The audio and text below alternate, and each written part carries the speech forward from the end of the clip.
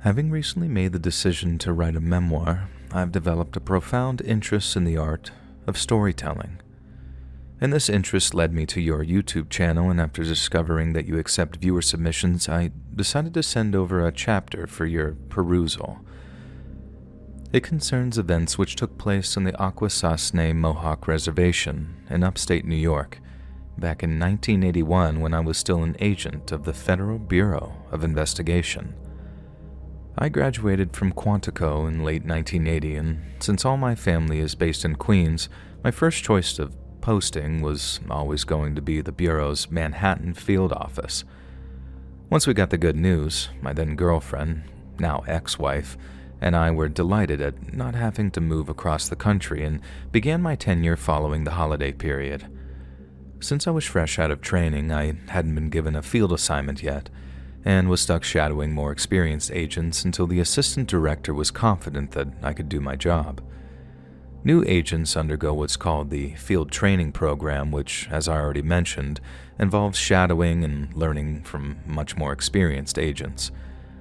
But with it typically lasting several months, I didn't expect to be given my own assignment until the summer or early fall. Yet as it transpired, the assistant director had other plans. One morning he called me into his office and asked how I was finding things thus far. And becoming an FBI agent had been my primary ambition since I first saw the taking of Pelham 123 back when I was in middle school. And so to be there in person, it really was a dream come true. And when I told him that, he just nodded and sort of thought a little, then asked the very last question that I could possibly expect him to. "Do you think you're ready for an assignment?" And the question prompted a wave of emotion. I felt honored, flattered, and, if I'm honest, a little apprehensive. But above all, I was ecstatic at the prospect of receiving an assignment so early on in my career. I knew it could make or break me, and you can bet that I was feeling the pressure of that. But I was young and foolish enough to believe that I could handle any task I was given. So, in response to the assistant director's question, I told him yes, and got my briefing there and then. The assistant director told me that he'd been reading my personnel file and had noticed the Mohawk ancestry on my mother's side. He asked me how familiar I was with Mohawk history, and after I told him that I was somewhat knowledgeable on the subject, he asked how much I knew about the St. Regis Mohawk Reservation up in Franklin County. I'd heard of it, but having grown up on the opposite side of the state and having no family there to speak of, I had to be honest and say that I'd never visited and didn't know much about the place. When I assured him that I could be up to speed in no time, he replied that he had no doubt that that was true.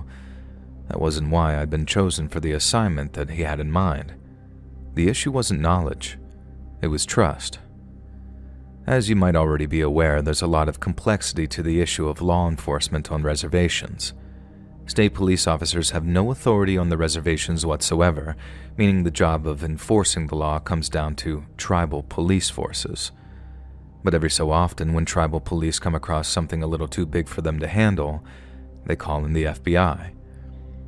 In the case of the St. Regis Reservation, or as its denizens call it, Akwesasne, they hadn't contacted the FBI for more than 10 years, and the last time they did, it hadn't ended well. The assistant director told me that back in the late 60s, the FBI had been unable to solve a missing persons case involving a 17-year-old girl named Harper Tarbell, and the fiasco had left a very bad taste in the mouths of the Mohawk. Investigating agents concluded that Harper was a runaway, but the inhabitants of the reservation, tribal police force included, were very vocal in their belief that the girl had been abducted. They accused the FBI of not investigating the case properly, but according to the file, the geography of the St. Regis Reservation made the agent's task an extremely difficult one. You see, the St. Regis section of the reservation is in the United States, but the vast majority of the Akwesasne Mohawk territory is on the other side of the border, in Canada. That means the Canadian side of the reservation has a different police force than our side, and at least in the 60s, they made very little effort to share information, conduct joint patrols, or secure the integrity of the international border. It's probably the last part which most frustrated the two FBI agents, as it was the unofficial policy of all parties that the border remain open to anyone who called themselves a resident of the greater Akwesasne territory. But this meant that the agents had no idea whether their missing girl had run north or south, and given how often Native girls with rough home lives run away from their families, it became the Bureau's official position that Harper Tarbell was a runaway and that there was no evidence of foul play. In response, tribal police offered the agents a very sarcastic thank you and then invited them to leave the reservation at their earliest possible convenience. Once I was beginning to understand the difficulties of my potential assignment, the assistant director asked if I was sure that I wanted to take it.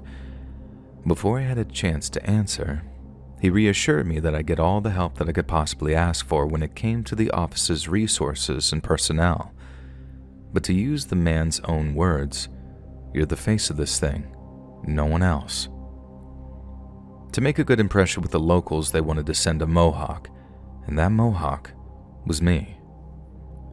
That way, when I told people that I was there because I cared, and I wasn't just there for a paycheck, it would come off as much more sincere, and it needed to come off sincere because this was a very important and very sensitive case.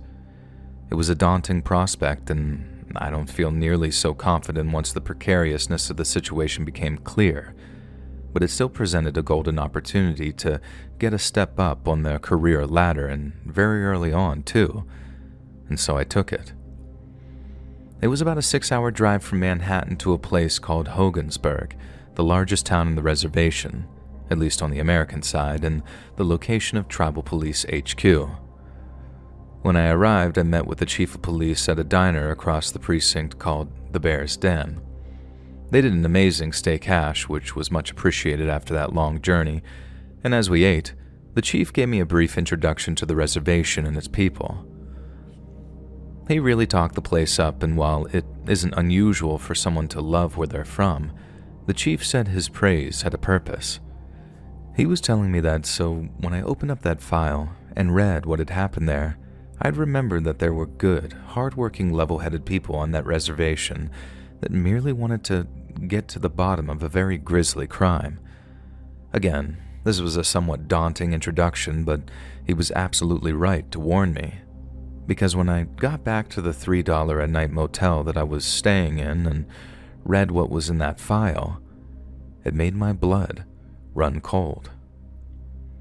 Less than a week before my arrival, one of the reservation's many farmers woke up before dawn and walked out into his fields to begin his morning work. Then, as he's feeding some of his animals, he sees a figure walking up his pathway in the early morning. It's a young girl, 11 years old to be exact, and as she's getting closer, the farmer realizes that from head to toe, she was covered in blood. Being of advanced age, the farmer said it quite literally almost scared him to death. He thought it was a spirit come to take him to the other place, and he was shaking in his boots right up until she asked him, in plain but very accented English, to help her. And the farmer rushes back inside to his house and calls 911. Then, by the time he runs back outside, the girl's lying in the dirt, drifting in and out of consciousness. And the last thing she says before she passes out for a whole 12 hours is that she came from the river, meaning she walked just over 3 miles, soaked to the bone and freezing cold, before collapsing in our farmer's pathway. The paramedics rushed to the young girl's aid and then drove her straight to the medical clinic there in Hogansburg for life-saving treatment, and then once they got her there, they realized all that blood wasn't even hers. Apart from a few abrasions here and there, there was barely a scratch on her. Then after hearing that the girl mentioned the river, the tribal police enlisted the help of the reservation's paramedics in scouring the banks of the nearby St. Regis River, particularly the section nearest to our farmer's humble patch of dirt. And it didn't take long for them to find out where all that blood had come from. Out there on the riverbank, hanging in the trees, were the mutilated bodies of 5 men. All had been disemboweled, their entrails hanging 4 or 5 feet to the ground from where they'd been impaled on broken branches or nestled grotesquely among the beams. Once the tribal police had gone about analyzing the crime scene and transporting the victims' bodies for secure storage, the chief of police stopped into the medical center to talk to that girl. She was awake, and the chief tried his best to pry any information he could from her, but she was in no condition to discuss her ordeal, and she only made it through 4 or 5 questions before she suffered a complete nervous breakdown. She said her name was Sarah, that she was 11 years old and she was from Quebec City. But when the chief asked her what had happened down by the river, she started to lock up. And then, with tears welling up in her eyes, she told the chief, "It was something in the river. Something in the river killed them." And after that, she was inconsolable, and was in no fit state to be interviewed again for another couple of days. Before then, the tribal police got a preliminary analysis back from the Franklin County Coroner's Office, and the results were interesting to say the least. Each of the bodies had been heavily mutilated, so much so that the exact causes of death were impossible to determine. In each of their mouths, the coroner found a small amount of what was later determined to be ceremonial pipe tobacco. Pipe tobacco is used by many First Nations people for spiritual, cultural, and ceremonial purposes. It's used in prayer, where the smoke from pipe carries prayers to the spiritual realm, and it's also used at various coming-of-age ceremonies, or even weddings and funerals. But pipe tobacco serves another purpose, that of purification and spiritual restoration. And the significance of its presence in the victims' mouths wasn't immediately obvious, but as one of the tribal police officers told me, it was most likely there to banish the victims' restless spirits and prevent them from clinging to the land. Obviously, at that stage, the tribal police knew they had something big on their hands, but whether or not the case could be handled internally hinged on what the little girl from Quebec had to say once she was finally able to talk. They had her staying in the medical center in Hogansburg, and although she hadn't said much in the meantime, her condition spoke quite a bit. Some of the tribal police officers had this idea that maybe the whole thing was some kind of camping trip gone wrong, that maybe a group of old friends had been out canoeing on the river, and that one of them had snapped. When they got the news that the girl was showing signs of malnourishment, that kind of played into the officers' theory. The group were canoeing in the river, they got lost, ran out of food, and then snap. One of the group flies off the handle, attacks everyone, then little Sarah somehow escapes in the ensuing chaos.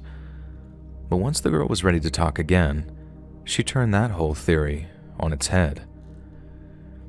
The moment the chief of tribal police heard little Sarah was talking again, he rushed over to the medical center with one of his officers to take her statement.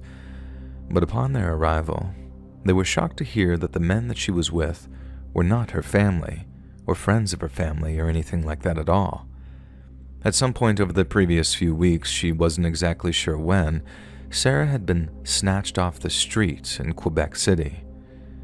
The men that she was with had abducted her and were in the process of transporting her someplace when the thing came out of the river and saved her. The chief pressed her as much as possible on what exactly came out of the river, but Sarah didn't know. She'd been blindfolded and placed into some kind of large sack prior to the first leg of the journey, but had been removed from the bag and placed into some kind of boat. And the boat had been driven for some undetermined period of time, then it stopped and she was guided into the shallows. But as soon as her feet touched the water, the men escorting her became alarmed, began yelling, and then gunfire began to erupt just a few feet from her. She said that there was a lot of gunfire, so much it almost sounded like one solid wall of noise hitting her ears, making her deaf. The men who'd abducted her tried to kill the thing that attacked them, screaming, cursing, and yelling as it tore them apart, and in the chaos as it unfolded, she pulled off her blindfold and escaped into the darkness of the early morning. Sarah said that she had no idea where she was or where she was headed, but as dawn started to creep onto the horizon, she saw an old farmhouse and began walking towards it. And once word got out, that's about the time folks started talking about the spirit of the river. Many native cultures have a myth surrounding river gods or river spirits, but for the most part, these spirits are passive and unconcerned by the affairs of man. However, once news of the girl's kidnap made its way around the reservation, it became clear that many believed that the spirit of the river had felt young Sarah's pain and had decided to do something about it. This was especially true after two aspects of the case were leaked by an unidentified member of the tribal police. Firstly, the news that ceremonial tobacco had been found in the mouths of the victims only strengthened people's belief that something supernatural was at play. But it was the second detail that really creeped out the reservation's residents. By that point, around a dozen tribal police officers had observed the scene of the crime, as had several members of emergency medical services. All of them confirmed that covering the riverbank near the location of those bodies were a ton of dead river fish. There were brown trout, walleyes, muskies, panfish, all lying there like some lifeless carpet made of shimmering scales, and just like with the ceremonial tobacco, their presence only seemed to reinforce the idea that the kidnappers were killed by the spirit of the river. But to me, the explanation seemed much more simpler. You see, my father was a Vietnam veteran, and although he hadn't talked much about what he did during the war, there was something that he once told me that I never forgot. He said the Viet Cong were master ambushers and never attacked a patrol when they expected to be attacked.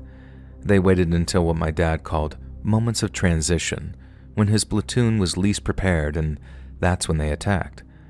For example, the VC would choose to hit my dad's unit during helicopter departures, during sentry changes in the middle of the night, or perhaps their favorite, during river crossings. Whoever ambushed Sarah's abductors did so during a moment of transition, and had done so with such effectiveness that all 5 victims never stood a chance. I put this theory to the chief of police, who, to an extent, agreed with my analysis of the crime scene. There was just one problem. During the preliminary examination of the bodies, the Franklin County coroner saw no sign of entry or exit wounds on any of the bodies, meaning, if they had been ambushed, it wasn't with any kind of firearm. There were, however, plenty of indications that the men had been killed using a sharp or bladed instrument. But if that was the case, how had a group of men armed with nothing but knives managed to best a group of 5 firearm-toting people smugglers?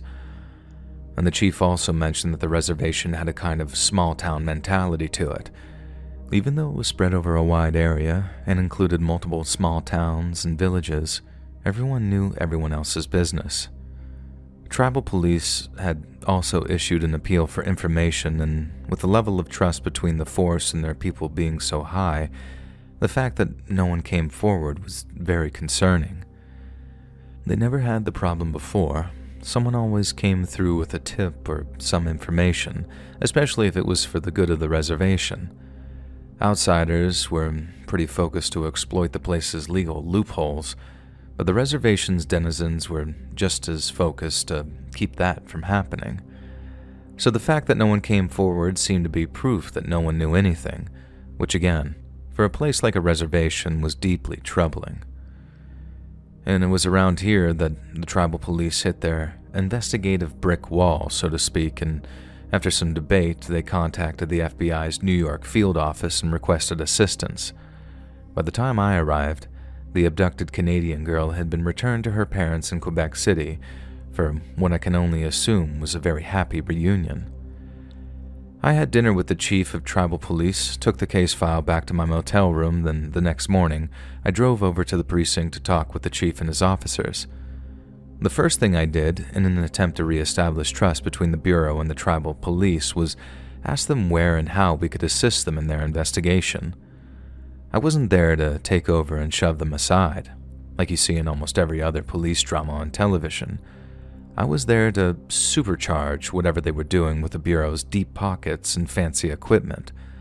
They seemed appreciative, albeit a little skeptical of the help that I had to offer them, but they were not without requests.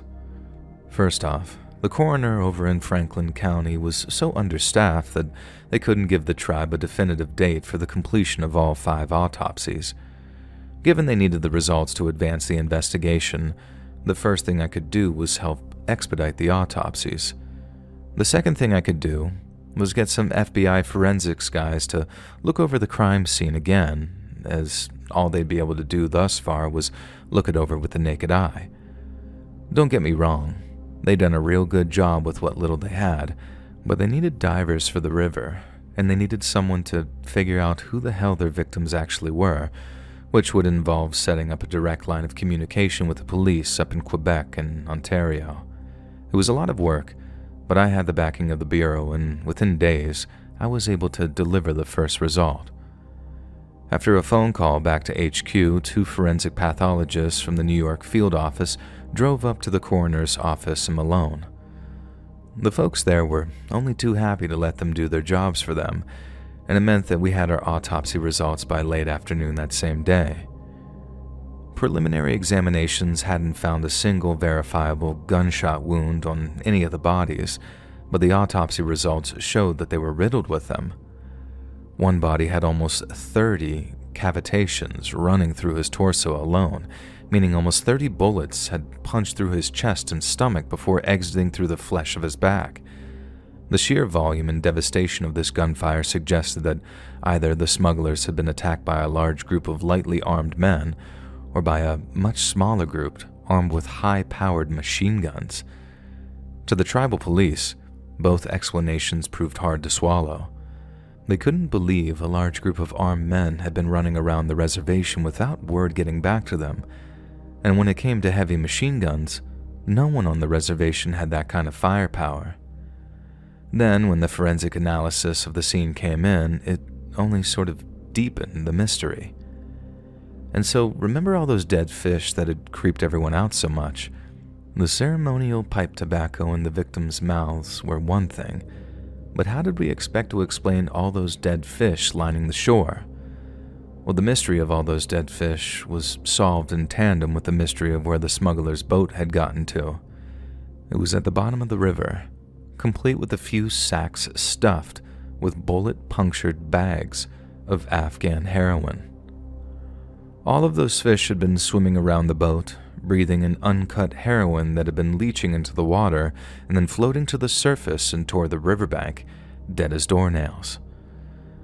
But what investigators couldn't understand was why there was a single 7.92 by 57 Mauser shell casing, a rare old pattern bullet first introduced prior to World War I, lying among a sea of 9mm and .45. The discovery of the heroin raised the question if the murders were committed by a rival group, or if the incident itself was some kind of drug deal gone wrong. This theory was reinforced when Ontario police reached out to confirm that multiple Canadian smuggling operations used the waterways of the Akwesasne territory to transport goods across the border to the United States, and then naturally, their direct competition sometimes led to confrontations. But there was something about the presence of the pipe tobacco in their mouths that made me think that there was much more to it than that.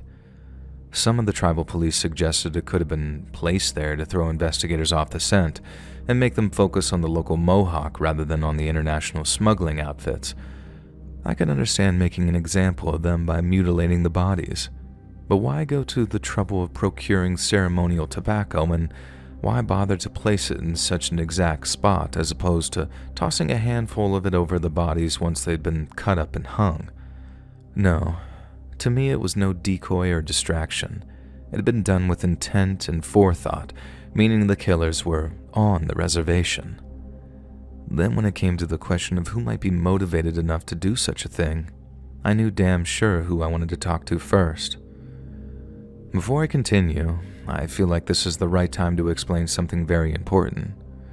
In some people's vision of an ideal world, the FBI wouldn't investigate a case wherein 5 smugglers of child captives were murdered, with their prisoner having escaped without a scratch. But there's a reason vigilante justice is illegal in this country. From the perspective of an investigator, we had no idea who these people were. Sure, a few of them could have been people smugglers, but all of them? And what if that little girl Sarah from Quebec wasn't the only child on board the boat that night? There could be bodies still unaccounted for, and vulnerable, trafficked individuals could have been murdered along with their kidnappers in a case of mistaken identity. That's why we had to get to the bottom of what had happened and why we couldn't just say, "Oh well, scratch 5 scumbags," and then clock out early for cold beers and shrimp cocktails. The first and only person on my list of people to talk to was Wolf Tarbell, the father of the missing Harper Tarbell, who disappeared 15 years prior. He was a disabled veteran of World War II, living alone off his army pension on a piece of untilled farmland his family had owned for generations.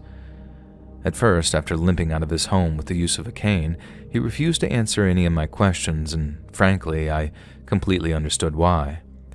But I told him not only had I brought news that would vindicate his claims of his daughter's abduction, but there was a chance that we could make the men that took her face justice for their crime. And after that, he warmed up to me considerably and invited me into his home. The first thing Mr. Tarbell did after I walked inside was show me a picture of his missing daughter. He told me that he thought of her every single day, and her memory was the only thing that got him out of bed every morning. He asked me if I'd ever lost somebody like that, and I said no. He said he hoped that I never had to know what it felt like.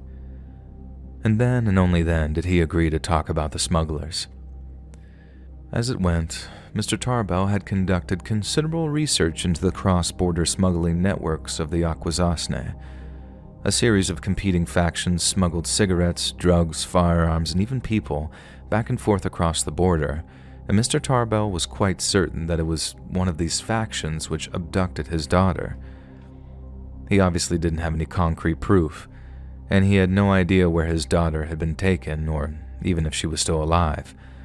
But if he knew it had to be one of those groups, and he was only too willing to help me if it meant seeing them in handcuffs.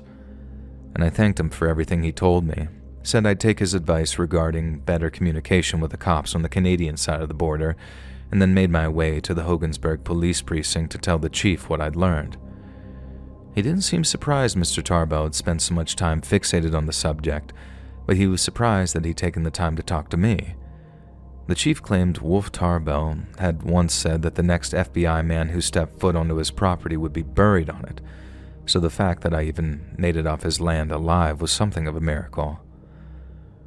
Over the days that followed, myself and the officers of the tribal police tried to build a picture of the regional smuggling operation, and we primarily achieved this after securing the cooperation of police departments up in Quebec and Ontario, who explained it had been a problem on their side for quite some time. The transnational nature of the territory meant that it had always been an issue, but from the early 70s onwards, cross-border narcotics and people smuggling had become a huge problem for communities on both sides of the US-Canadian border, and that made for one hell of a day's work, and by the end of it, we had 2 separate link charts on 2 separate corkboards, one for English-speaking groups and the other for the French-Canadian groups. Most seemed to specialize in either drugs or firearms, rarely both, but the ones we were interested in were to the ones that transported people. But to our frustration, they were much, much harder to pin down because cases involving human trafficking were much less common. And like I said, that made for a tough day, so before I went to my motel room, I stopped by the Bear's Den Diner for more of their steak hash. And it was close to closing time and I was the only person in there, but the owner seemed only too happy to make me his final customer of the evening. Once I'd finished eating, he brought me a cup of coffee on the house. He'd heard about what had happened down by the river and figured that I must be one of the out-of-town cops come to help solve the case. I told him with powers of deduction like that, he should have been a detective, and after what I'm sure was a very polite return of laughter, he asked how the investigation was going. And I said it was going okay, permitting a few speed bumps, and that when all was said and done, it might make a real difference in terms of putting a dent in local crime. The diner's owner then said he doubted that very much on account of the incompetence of the local police force. And out of courtesy, I just asked him what he meant by that. And as I sipped my free coffee, he explained that sometimes the local cops didn't respond to calls at all. One night, just a week prior or so, the owner of the diner had taken a bathroom trip in the middle of the night. He hadn't been keeping regular as he'd like to in his old age, so while it was a relief to have nature finally calling, he remained atop the old porcelain throne for quite some time before he properly finished his business. But during that period, in dead silence of the winter night, he thought that he heard a loud burst of gunfire way off in the distance, and then another, and then another. He said he wasn't completely sure what he'd heard at the time, but the next day, when news of the murders swept the town, he called the tribal police to file a report on what he'd heard. The officer that he had spoken to said that he'd make a note of the call and then inform the chief at the first available opportunity, but he never got a return call. When I asked the chief why I hadn't been informed of this, he said it was the first that he was hearing of it and that an officer, Tyler Wynn, had been manning the desk that day. Wynn, on the other hand, offered little more than a weak apology and said that he'd been tired following the extra early start that day.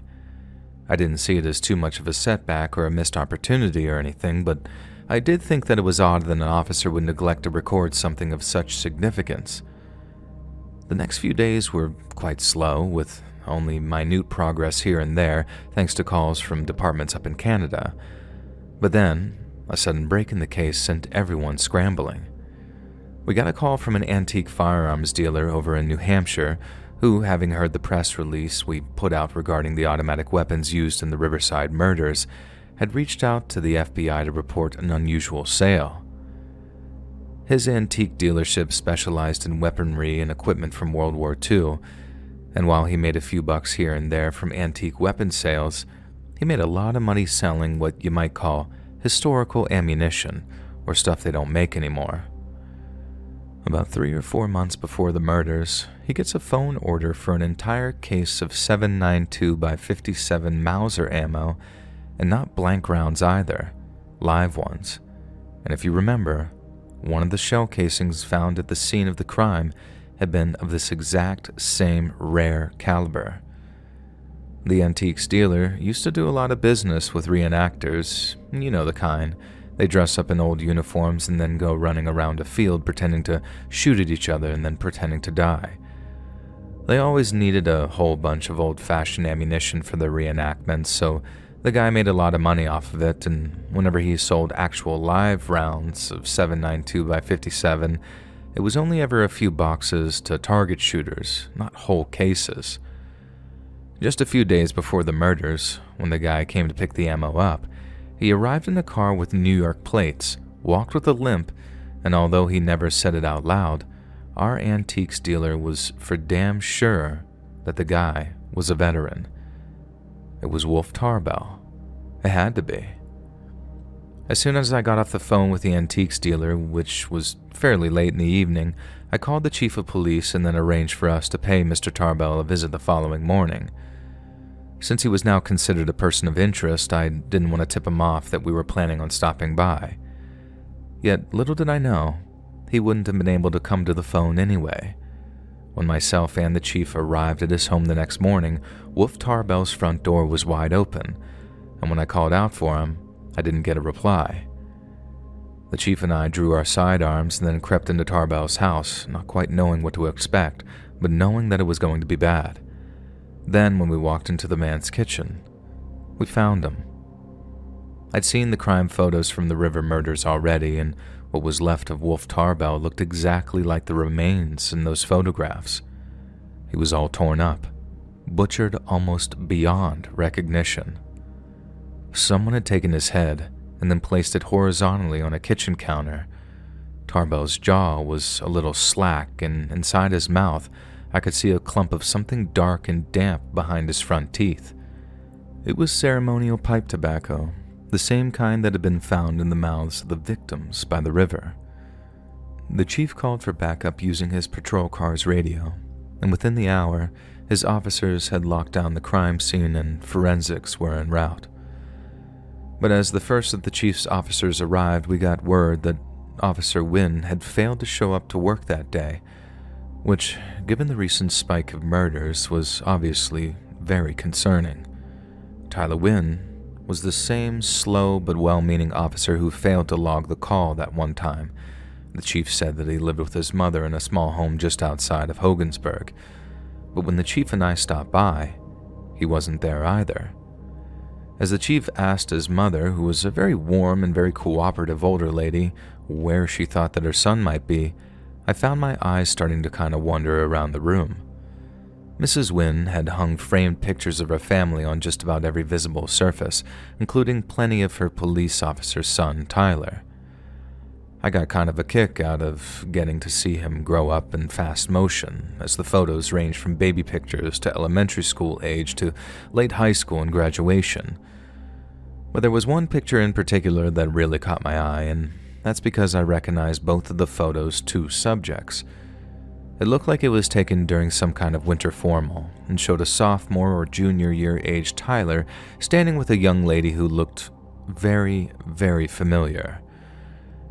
At the next opportunity, I politely interrupted the chief and Mrs. Wynne to ask who the girl in the photograph was, and a sad look came over her face before she told me, "That's Harper Tarbell. Tyler was real sweet on her back in his high school days.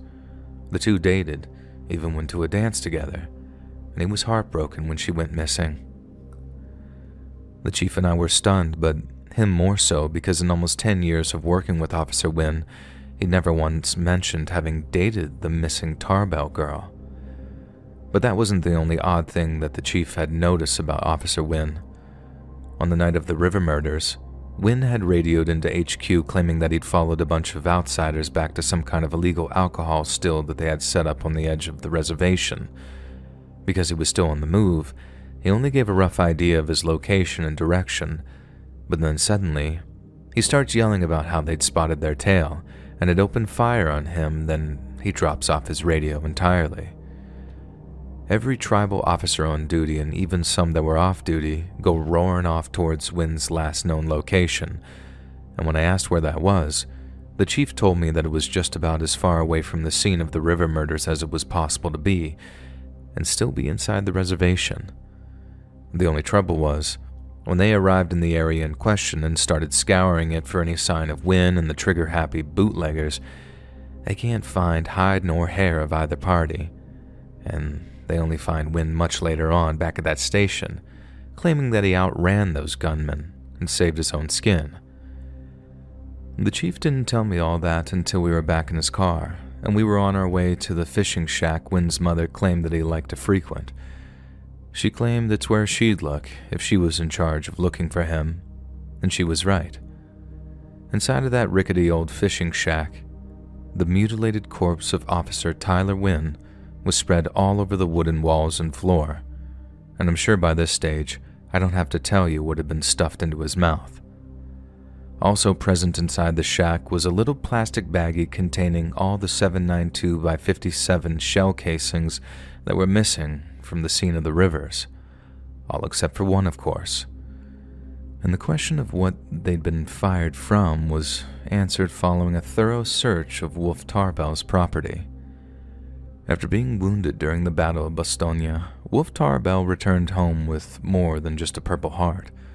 For some reason, he was allowed to keep the rifle that he'd fought with upon his discharge, and after registering it with the tribal police, it took a prideful place above his mantle. But what the army didn't know is that the old wounded wolf had brought home another weapon with him, broken down into pieces and concealed among his belongings. He reassembled it in his basement when he got home, and that's where it stayed for more than 35 years, an almost mint-condition German-made Maschinengewehr 42, more commonly known as the MG-42. We had an idea of who had provided the weapon. We had an idea of who had pulled the trigger. We also had an idea of why our killer had pulled the trigger, seeing as his childhood sweetheart had apparently been abducted by the same organization the victims were members of. But what we couldn't work out, what I've never been able to work out, is who killed Wynne and Tarbell, and why. The only other detail of the case, the final detail before we hit such a great investigative brick wall that we were forced to abandon the investigation, was this. Just a few days after we pulled that German machine gun out of Wolf's basement and were recovering the missing ballistic evidence from Tyler Wynne's fishing shack, 3 tiny bodies washed up on the banks of the St. Regis River about 9 or 10 miles downstream. Little Sarah hadn't been the only kidnapped child on the smuggler's boat that night. There had been 3 more, 2 Canadian children and 1 American. All 3 had been riddled with those antique bullets bought by the late Wolf Tarbell. I figured that when they realized what they'd done, Tarbell and Wynne had to make it look like something it wasn't. But they couldn't have been working alone. It's impossible that they were working alone, because if they were, then who the hell did the exact same brutal thing to them in order to ensure their eternal silence? I might be Mohawk on my mother's side, but I don't subscribe to beliefs that involve things I can't see or touch. I don't believe any kind of spirit was responsible for what had happened to those people, be it the smugglers, their child captives, or those who killed them. But I do believe that there's someone out there, maybe they're still on the reservation, maybe not, who out of blind hatred or lust for revenge did something truly unforgivable. And I'll live the rest of my life in regret that I couldn't bring them to justice. Maybe the story of why I couldn't bring them to justice could make for another chapter of my memoir, but I have no doubt that it'd make for a much sadder and much less unsettling kind of story than this one.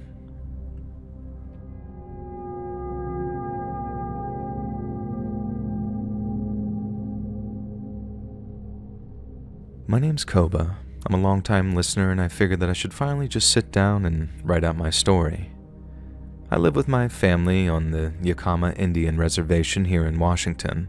I've lived here all my life, and the reality is a lot different than what you might read about or see on TV. There's a lot of natural beauty here, and that's definitely true. Even having grown up with the cascades in the background anytime you're outside, you'd think I might be used to it by now. But every time your eyes wander while you're driving and you're out hunting or fishing, there's almost one of those wow moments, where the mountains catch the light in just the right way, or you come across a scene straight from a Hobbit movie. I love those, by the way. But beneath all that natural splendor, there's a lot of hardship and a lot of violence here on the res, especially when it comes to drugs and alcohol addiction. Drugs, particularly meth, have been a dark cloud hanging over this reservation for literally decades at this point. It's everywhere, seeping into every corner of people's lives. I've known good people, people with families, jobs, everything a person could want, have their entire lives swallowed up by it. It's not just a drug here. It's more like a disease that's put down roots throughout the community, leaving almost no one untouched. You see it in the empty, tired eyes of the young kids whose parents have been affected by it, and you see it in the empty, boarded-up houses that were once home to generations of the same family, and you see it in the same crime rates that just keep on climbing, without fail, year in and year out. As one old friend of mine put it takes normal, regular life and it turns into some kind of survival situation.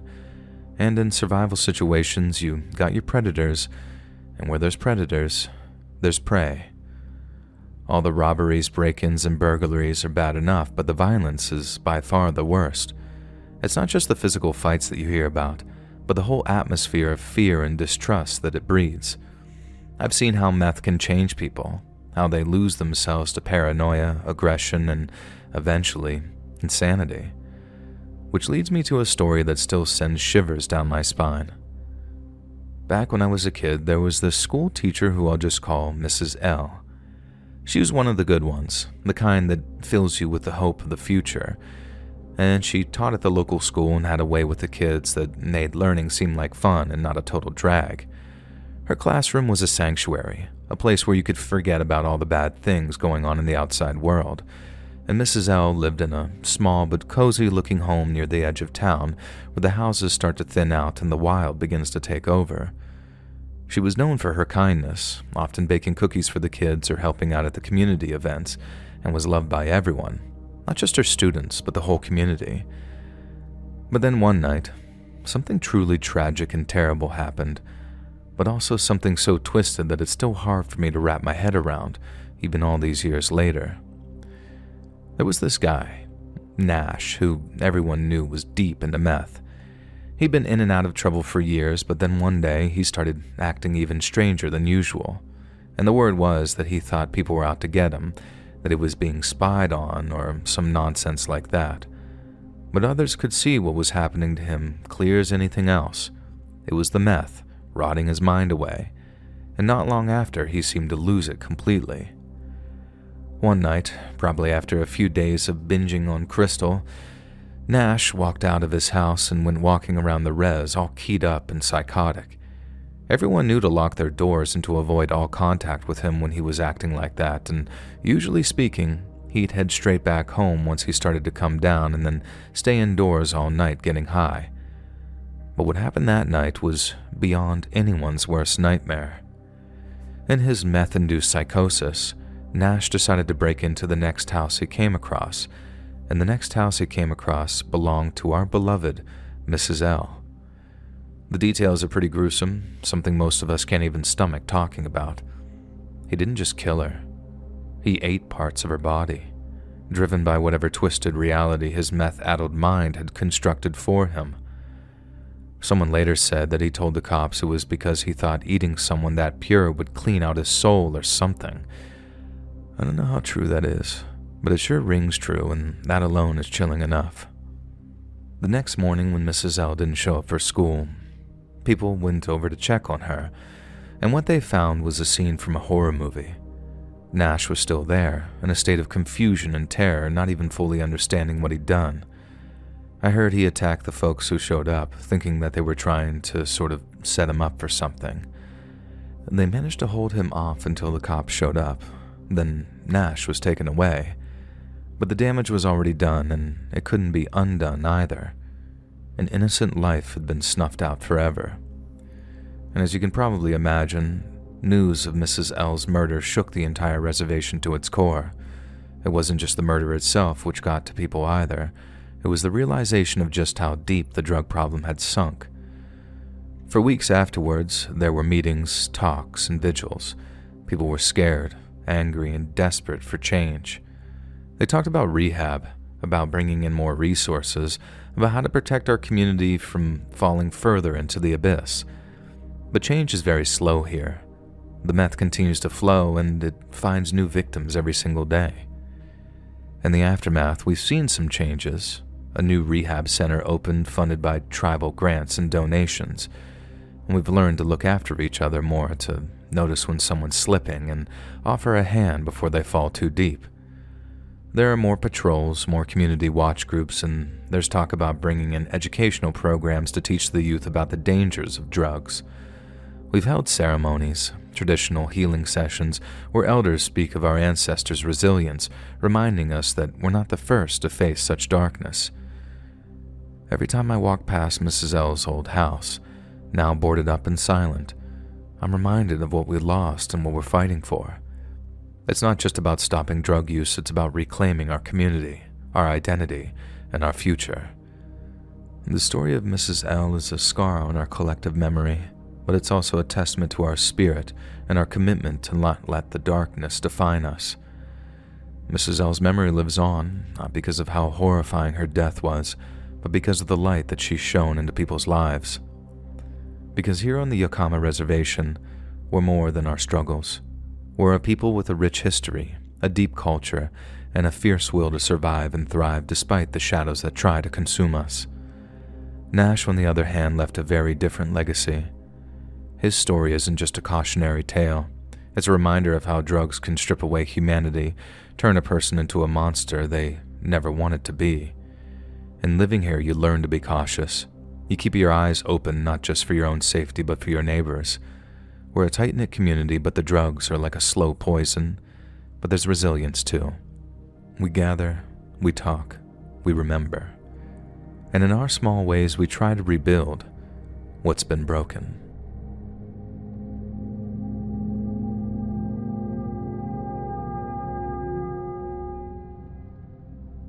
I'm writing from the Navajo Nation Reservation, the place I've lived all my young life. I wanted to share a horrifying experience that began during what was supposed to be a peaceful walk with my old mutt, Ma'i. We often take this one particular route, pacing through the red rock landscapes under the shadows of buttes and mesas that have stood guard over the land for centuries. They really are beautiful. But on this particular day, we came across a river that had turned murky, unlike really anything I'd ever seen before. The water, which once mirrored the sky, was now sort of a shade of green, with an oily sheen that made me feel almost nauseous just looking at it. Mai, who was curious as always, ran down to the edge of the water and started to drink from it. I managed to pull him away just for a few seconds, but the damage was already done. And over the next few days, his behavior changed dramatically. Mahi, who was once the friendliest dog ever, began to act very strangely. He started pacing, snarling at shadows, and even snapped at me when I tried to calm him down. His eyes were wild with this sort of rage and confusion, and it was hard to tell which at any one time. Feeling overwhelmed and out of my depth, I called my friend Niz. He's an ecological expert with a PhD. And Niz has done a lot of work on the impact of industrial pollution on indigenous lands. He's the kind of guy who can walk into a forest and tell you the story of its health just by listening to the birds and observing the flora. And he spent years advocating for environmental justice for Native American communities, making him pretty much the perfect person to call in this type of crisis. Niz arrived with a very calm demeanor, bringing along his mobile equipment to analyze the immediate environment. And when we returned to that river, it was even more alarming in daylight, covered in this very oily film that seemed like it was suffocating the life out of the water. Niz took some samples and he got to work. Back at my place, his equipment revealed alarming levels of chemicals that shouldn't have been there. He explained that the chemicals could cause neurological damage, which would explain Mai's altered behavior.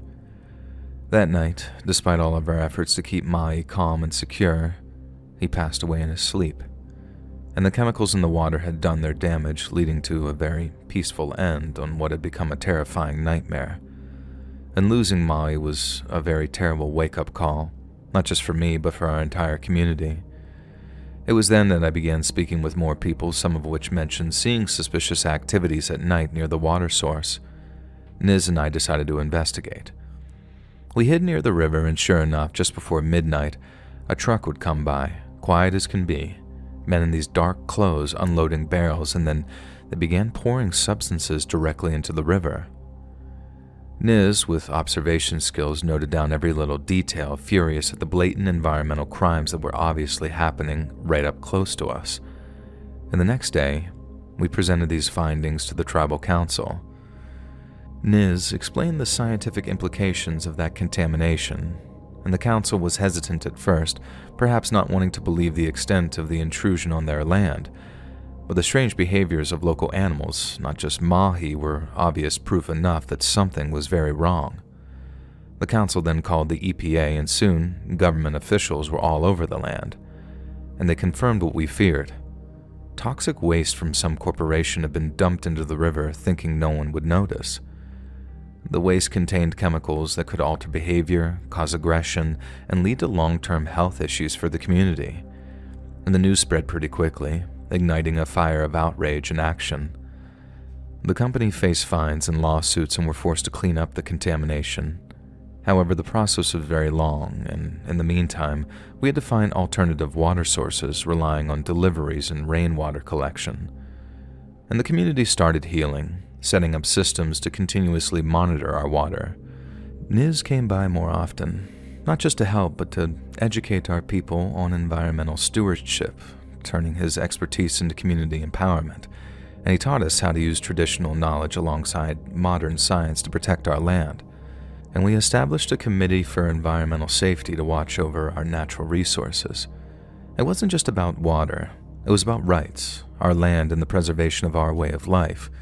And we learned to be vigilant, and to question things, and to look out for things, and to protect it. Now when I look at that river, it's clear again, thanks to our fight.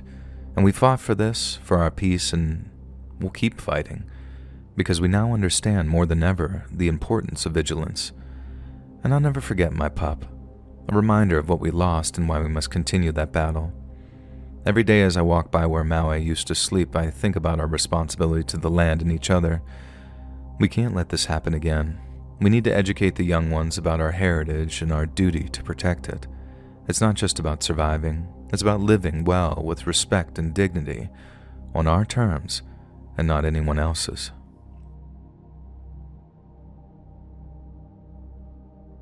Hey friends, thanks for listening. Click that notification bell to be alerted of all future narrations. I release new videos every Monday and Thursday at 9 p.m. EST, and there are super fun live streams on Sunday and Wednesday nights. If you got a story, be sure to submit them over at my email, LetsReadSubmissions@gmail.com, and maybe even hear your story featured on the next video. If you want to support me even more, grab early access to all future narrations and bonus content over on Patreon, or click that big join button to hear about the extra perks for members of the channel. And check out the Let's Read podcast, where you can hear all of these stories and big compilations located anywhere you listen to podcasts. All links in the description below. Thanks so much, friends. And remember, who owns the moon?